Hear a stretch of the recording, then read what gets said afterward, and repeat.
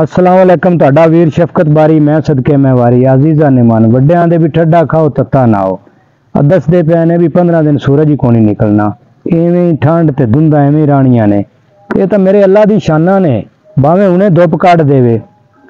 ਤੇ ਆ ਮਾਲ ਡੰਗਰ ਦਾ ਬੜਾ ਹਾਲ ਹੈ ਠੰਡ ਦੇ ਵਿੱਚ, ਧੁੰਦ ਦੇ ਵਿੱਚ ਪੱਠੇ ਵੜਨੇ ਤੇ ਮੁੜ ਸ਼ਾਮੂ ਪਹਿਲੇ ਅੰਦਰ ਗੋਇਆ ਫੋੜਾ ਕਰਤੇ ਤੇ ਉੱਥੇ ਸੁੱਕ ਅੰਦਰ ਕਰਨੀ ਤੇ ਮਾਲ ਨੂੰ ਅੰਦਰ करना। माल तो गुंग माल है, इन्हें केड़ा बोल ते दसना है। सानू एहतियात करनी चाहिए है ते बच्चों भी ठंड तो बचाओ।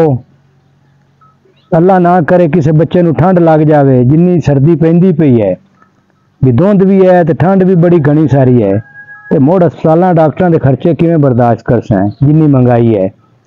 ते आ चंगा कीता स्कूलों वाले ने छुट्टियां वधा दित्तियां ने ते कई स्कूलों वाले ने छुट्टियां को नहीं वधाइयां। उन्होंने आख के तो मसे हुण पिआंदे ने चलो आखे वधाने है ते छुट्टियां भी स्कूलों लैनियां औखियां होईयां पईयां ने।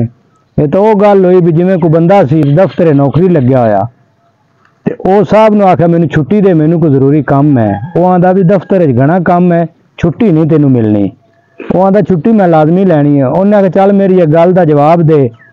आखे 10 सवाल जिन्ने मर्जी पुछ, गल्लां पुछ, जवाब लो, छुट्टी मैं लै ते जानी है।